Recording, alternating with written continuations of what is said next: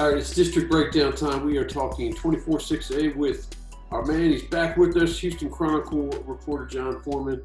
And John, we were talking about a 17 district that Dickinson's kind of had a hold of over the last couple of years. But, you know, there's a couple of teams that are closing in on them. Clear Falls, Clear Springs to be two of them. Maybe talk about how you think this district may play out this year. Yeah, Dickinson, obviously, you know, they've got the tradition. They've got an outstanding program down there.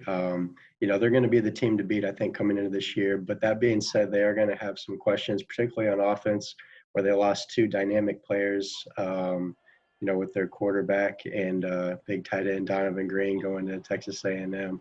But yeah, I mean, you know, you got playmakers in the secondary like Vernon Glover Jr., who just committed to TCU. You know, they got a really good wide receiver as well coming up. So, you know, they're always going to have talent down there. I think until somebody can knock them off, they're the team to beat. But yeah, I mean, you talk about Clear Falls, you know, that's a really interesting team. You know, I love what they have there with running back David Smith, who rushed for over 1,500 yards last year. And then Clear Springs, you kind of saw what they did offensively last season. And you think if they can get anywhere close to that and maybe, you know, tighten up the defense a bit, that they could be a real challenger as well. So, yeah, I mean, you know, we're looking up and down this district, though, you know, I'm looking at the returning starters for the rest of these teams kind of in the lower ranks of the standings from last year. And a lot of them are returning a lot of starters. So I think that can make for some really competitive games. And some of those starters are at the skill position. I know a couple of running backs at Clear Lake for Clear Lake and Clear Brook are coming back. Talk about maybe if we think those are the top three, who do you think might be competing for that fourth one between Clear Lake, Clear Brook, Clear Creek, and Brazoswood? Yeah, Clear Creek is really interesting. I think they're going to be really strong defensively. They return 9 out of 11 starters on that side of the ball. So anytime, you know, you're going up against, you know, these offenses like Dickinson and Clear Falls and Clear Springs, that's always going to be a plus. So I'm kind of looking at the Wildcats there, maybe sliding into that fourth spot. We'll see, maybe even higher. You know, I just really like what they are bringing back on the defensive side of the ball, and I think that's going to be crucial week in and week out in this district. And, you know, teams that can kind of put the stopper on some of these high-powered offenses, I think, are going to fare well. You know, you keep the games a little bit more low-scoring, you know, 1 or 2 possessions, and you never know what could happen.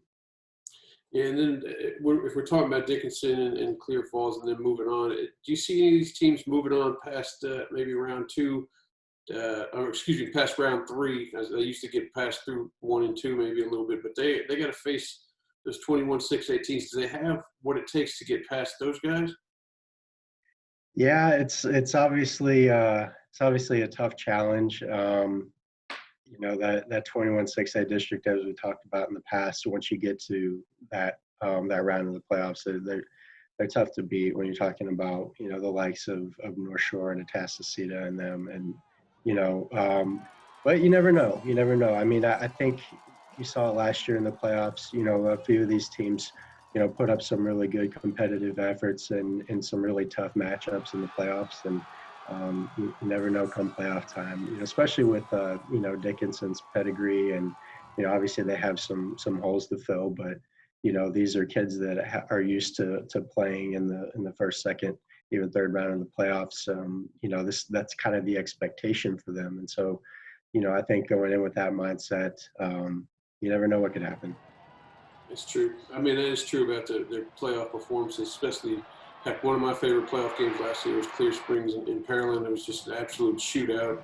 And Noah Thomas was incredible in that game. I know he's moved on, but they always seem to give out some good playoff runs here. So it's going to be fun to watch. That's it for our districts, man. I mean, we knocked them all out. So, and we still got one more week before the season starts. So next week we're going to talk. We're going to tap your mind, find out what you think about who might make some runs in the playoffs as well in each of these classifications here in Houston. So get ready for that, Johnny. Sounds good.